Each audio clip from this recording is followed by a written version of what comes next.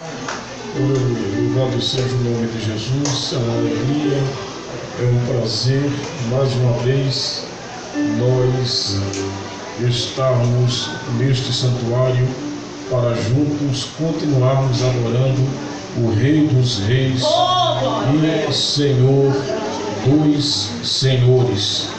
Sem perca de tempo, abra a sua Bíblia no livro de Jó, capítulo de número 10. Livro de Jó, capítulo de número 10, para nossa meditação. Jó, capítulo de número 10, versículo de número 1, para nossa meditação. Louvado seja o nome de Jesus para todo sempre. Amém. Aleluia. Quero agradecer aos irmãos que meio que fizeram um almoço surpresa para mim, né, que eu não sabia, e Márcio me arrastou hoje para a casa da irmã Ellen. Amém.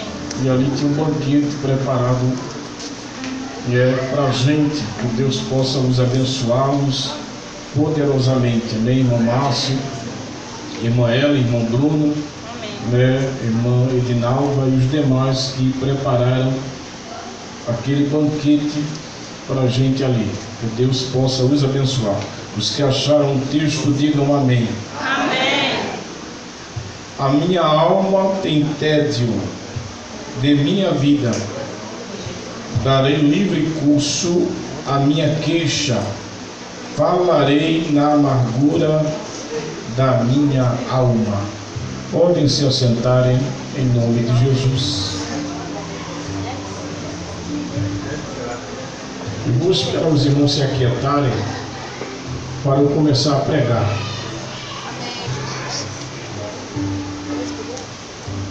Amém. Glória a Deus. Meus queridos, meus amados, a depressão já é conhecida como o mal do século. A depressão tem se apoderado de jovens, de moços, de moças, de homens e mulheres na terceira idade. Tem se apoderado de famílias inteiras, de casais e até de crianças. E não foi diferente quando Jó passou por toda aquela tragédia. Aqui, de maneira bem clara, bem visível, Jó passa por um tempo de depressão. E ao contrário do que muita gente pensa, ele deu livre curso à sua amargura. Tem hinos e pregadores que dizem que Jó não murmurou, mas ele não murmura até o capítulo 3, o capítulo 4. Do capítulo 5 em diante, se você se der o trabalho de ler até o capítulo 42, ele murmura e começa a murmurar, uma murmuração atrás da outra. Sabe por quê? Porque ele estava em depressão. Mas porque Deus permite o sofrimento na minha vida, porque Deus permite que eu passe por um tempo de depressão. Quando meditamos na Bíblia Sagrada, nós iremos entender que Deus ele permite um tempo de angústia, de depressão, de amargura, não porque Deus é um Deus sádico, não porque Ele tem prazer em ver você derramando lágrimas pela madrugada, não porque Ele tem prazer de ver você desfigurado, desfigurada, de ver você sem ter apetite, de ver você sem conciliar o sono, de ver você sentir prazer em se relacionar com ninguém. Quando meditamos na Bíblia Sagrada, nós iremos encontrar cerca de 3 motivos porque Deus ele permite o sofrimento. O primeiro motivo é que o sofrimento nos humaniza. Diga para quem está do seu lado: o sofrimento nos humaniza. Nós temos uma tendência, seja rico ou seja pobre, de sermos prepotentes, orgulhosos, presunçosos. Gente presunçosa e orgulhosa tem todas as classes sociais. Eu conheço rico humilde e eu conheço pobre humilde, mas eu conheço também rico orgulhoso e pobre prepotente. Isso é um mal que existe em cada um de nós. Tem gente que se orgulha porque é alto, tem gente que se orgulha porque é baixo, tem gente que se orgulha porque tem cargo, tem gente que se orgulha porque não tem cargo, tem gente que se orgulha porque prega, tem gente que se orgulha porque não prega, tem gente que se orgulha porque canta, tem gente que se orgulha porque não canta, e assim por diante. É inerente à nossa natureza nós se orgulharmos. Mas a Bíblia deixa claro que Deus ele usa o sofrimento para nos humanizar. Um bom exemplo disso é o apóstolo Paulo. Quem aqui já ouviu falar do apóstolo Paulo? O apóstolo Paulo não era qualquer um. Quando o apóstolo Paulo se converte em Atos capítulo 9, ele era membro do Sinédrio. Alguém para ser membro do Sinédrio tinha que ser poliglota, tinha que ser milionário, tinha que ser de uma família nobre e aristocrática, tinha que ser alguém com um grau elevadíssimo de cultura. E a primeira coisa que Deus ele faz para usar Paulo como um grande pregador do Evangelho é derrubar Paulo do cavalo. Aleluia, tem muita gente que Deus ainda vai derrubar do cavalo para um dia ser um instrumento nas mãos de Deus. E ali quando você lê em Filipenses, ele diz: eu sou da tribo de Benjamim, eu sou de uma linhagem antiga de reis de Israel, eu fui circuncidado no 8º dia, eu era fariseu dos fariseus, quanto à lei irrepreensível. Sabe o que ele estava querendo dizer? Eu era a última bolacha do pacote, eu era o bambambam da sinagoga, a minha família era a mais nobre da Sicília, na Itália. E aí Deus começa a usar o sofrimento para humanizar o caráter do apóstolo Paulo. Eu andei analisando alguns homens e mulheres em termos de caráter psicológico, e eu cheguei à conclusão que Paulo era colérico. Quem são aqui meus alunos sabem que eu já dei aula de psicologia bíblica, que colérico é alguém que tem o caráter mais difícil de se conviver. O colérico é arrogante, presunçoso, orgulhoso, violento, atrevido. Quando Paulo manda a primeira carta aos Coríntios, uma igreja toda arrebentada, uma igreja insubordinada, uma igreja indisciplinada, Paulo diz: vocês querem que eu vá com espírito de amor ou com cacetada para bater na cabeça de vocês? É forte. Paulo tinha um temperamento arrogante e prepotente, mas Deus usa o sofrimento para humanizar o caráter de Paulo. Em 2 Coríntios capítulo 12, a Bíblia diz que um mensageiro de Satanás começa a esbofetear Paulo, começa a colocar um espinho na sua carne, e tem muita gente especulando que espinho é esse que o diabo colocou no apóstolo Paulo. Tem gente que diz que ele tinha uma tendência ao homossexualismo, tem gente que diz que ele tinha um problema na vista, tem gente que diz que ele era esquizofrênico, tem gente que diz que ele era alguém que tinha epilepsia e assim por diante. Mas todo conhecedor da palavra sabe que para você entender um texto da Bíblia tem que ler o contexto. E ali Paulo deixa claro: não era epilepsia, não era cegueira, não era problema de vista. Ele deixa claro, era um mensageiro de Satanás que vinha e ele me esbofeteava. Ali no grego é literal, sarque-se estromata, vem um demônio e esfola a minha carne, vem um diabolos e faz um estromata, fere a minha carne. Eu não consigo dormir direito, nem conciliar um sono, porque o diabo manda um mensageiro para me perturbar.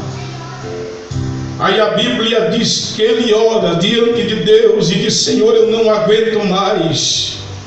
E Deus, ele fica em silêncio. Tem muita gente aqui que está dizendo: eu não aguento mais, e Deus está em silêncio com você. Glória a Deus, Senhor. Ele ora a segunda vez e fala: Deus, o Senhor não está vendo que o diabo mandou um espírito maligno para ferir a minha carne? E o Senhor fica em silêncio. Vamos fazer um coral aqui. O Senhor fica em silêncio. Ele ora a terceira vez e fala: Senhor, tira esse espinho da minha carne, eu não aguento mais. Aí Deus olha para Paulo e diz: a minha graça te basta, porque o meu poder se aprimora na fraqueza. Meu servo, eu dei muito para você, aleluia. Através das tuas mãos eu opero milagres, aleluia. Tem dias que eu arrebato você ao terceiro céu e você conversa comigo. Eu tenho te usado para abalar a Europa, eu te dei demais, Paulo. É preciso eu usar o sofrimento para bater o teu orgulho. Você se acha a última bolacha do pacote, porque é judeu, porque é hebreu, porque é da tribo de Benjamim, aleluia. Você é até arrebatado e fala cara a cara comigo. Se eu não permitir que o sofrimento venha na tua vida, você vai andar de pescoço duro e de nariz empinado. Aí eu estou usando o sofrimento para aprimorar o teu caráter. Diga para quem está do seu lado: depois dessa luta, aleluia, o teu caráter vai ser aprimorado. Aleluia. Essa luta não vai desviar você, crente. Essa luta não vai arrancar você da igreja. Essa luta é para que o poder de Deus se aprimore na sua vida. Quanto mais luta, mais glória. Quanto mais luta, mais poder. Quanto mais luta, mais unção. Quanto mais luta, mais glória de Deus na tua vida. Quanto mais luta, tem Shekinah de Deus na tua vida. Aleluia. Está aqui, homens que Deus usa na cura, homens que Deus usa no milagre, homens que Deus usa para pregar o Evangelho. Agora pergunta a prova que ele está passando. Aleluia. Você acha que pastor não passa prova? Você acha que pregador do Evangelho não passa prova? Aleluia. Vai ter um papinho com o pastor Vandir e pergunta o que ele já passou, para hoje ele ver a igreja começando a crescer. Aleluia. Semana que vem vou pregar nos Gideões. Um dia eu vou dar o meu testemunho aqui, você vai chorar. Eu passei anos sendo missionário no sertão nordestino, comendo calango velho, bebendo água de poço, vendo o gado morrer na minha frente. Aleluia. Mas Deus não olhava para as lutas, eu olhava para o Deus que estava aprimorando a chamada dele na minha vida. Diga para quem está do seu lado: depois dessa luta é só vitória. Depois dessa luta é só bênção. Depois dessa luta tem vitória para você. Quem acredita nisso, levante a mão e adore.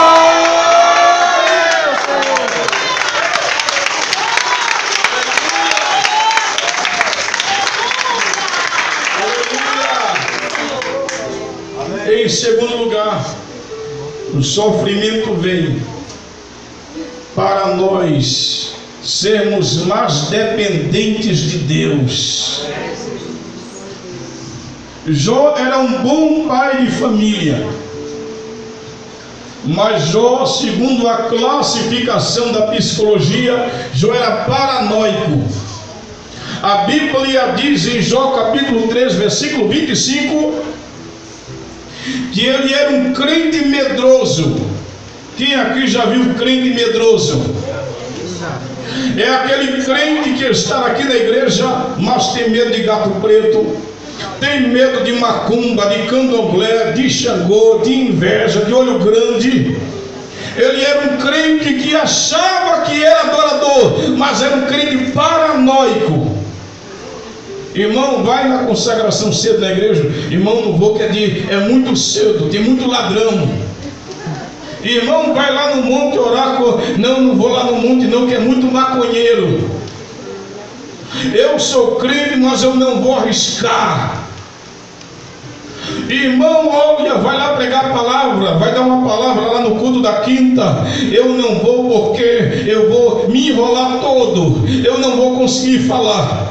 É o crente que vive colocando obstáculo para Deus operar na vida dele. E Jó era assim. Quando Jó levantava um altar, ele não levantava para adorar. A Bíblia diz em Jó capítulo 3, versículo 25, que ele levantava um altar porque dizia: quem sabe a minha família está em pecado.